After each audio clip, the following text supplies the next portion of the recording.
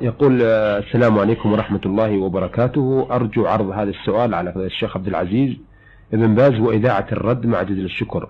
يقول: ابتليت بزوجة تكره المعاشرة الزوجية أي الجنس، ولا تعرف حقوق الزوج، وتنام في غرفة أخرى، ولا تعرف الزينة، ونصحتها وأرشدتها ووجهتها ولكن دون جدوى، فهل إذا تزوجت بأخرى وهجرتها أؤثم، علما بأن لي منها أولاد وبنات على المدى الطويل ولا سبيل لإصلاحها؟ أفيدوني جزاكم الله خير.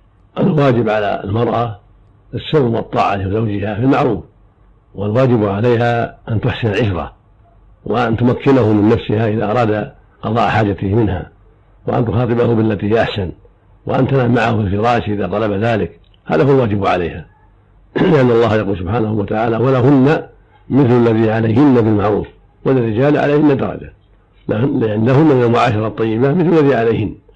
الله أمر بالمعاشرة الطيبة فقال: وعاشرهن بالمعروف.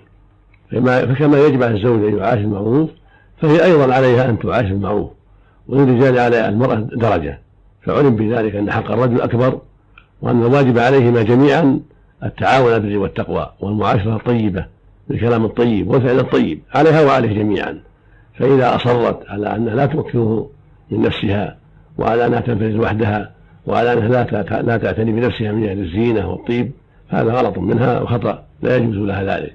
ولك أيها السائل أن تتزوج مطلقة، لك أن تتزوج بثانية وثالثة ورابعة، لا حرج عليه، حتى ولو كانت من أحسن الناس طاعة وامتثالا لك أن تتزوج، لكن بهذه المثابة من باب أولى أن تتزوج، لأنها لم تقم بالواجب ولم تمكنك من ما يسبب عفتك وغض بصرك، فمشروع لك في هذه الحال وأنت قادر أن تتزوج حتى تعف نفسك وحتى تجد الراحة من هذا التعب. ولعلها بالزواج لعلها تنيب إلى رشدها، ولعلها ترجع عن غلطها هذا بسبب زواجك على غيرها. هذا هو الذي أرى في هذه المسألة، مع النصيحة لها والعناية بها وتوجيهها الخير، وكذلك توصي أقاربها كأبيها أو أخيها أو خالها أو عمها أن ينصحها وأن يوجهها الخير، وكذلك أمها وجدتها وخالاتها، يعني توصي من حولك من أقاربها بأن ينصحوها ويوجهوها الخير، لأن هذا أمر يضرها ويضرك جميعا، يضرك ويضركما جميعا.